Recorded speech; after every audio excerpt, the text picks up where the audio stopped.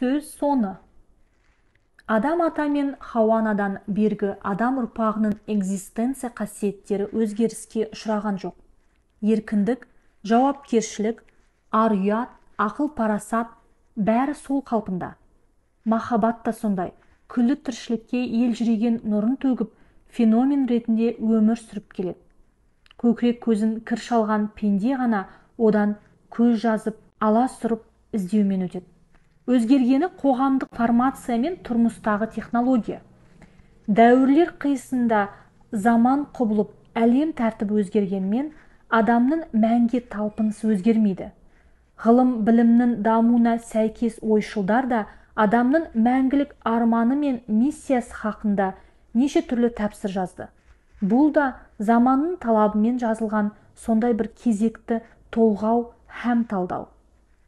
СССР кезінде махаббат тақырыбы романтика мақамында ғана жырланды. Тәуелсіздіктен соң оны құмарлық форматында талдау белең болды. Оның да шиқаны жарылып, ақыры іріні шашырады. Оның түбі секстен туған нәрестені әжетхана мен қоқысқа тастаумен аяқталды. Енді махаббатты экзистенция әдісімен тәпсірлейтін жаңа заман келді. Қазіргі жастар осы әдіспен сезімдерін таразыға тартып үйренсе, махаббат майданында жеңіске жету мүмкіндігі молаяды деп сенеміз.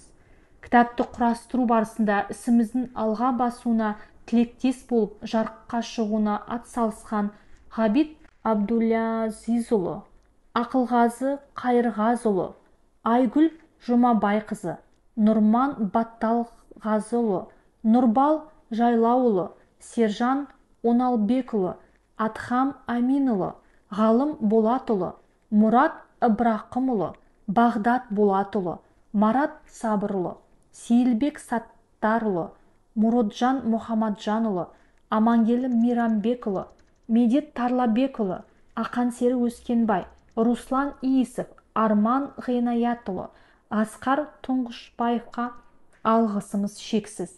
Кітаптың жарық көруіне демеушілік жасап, жәрдемін аямаған Абзал Құспан мырзаға шын жүректен рахметімізді айтамыз.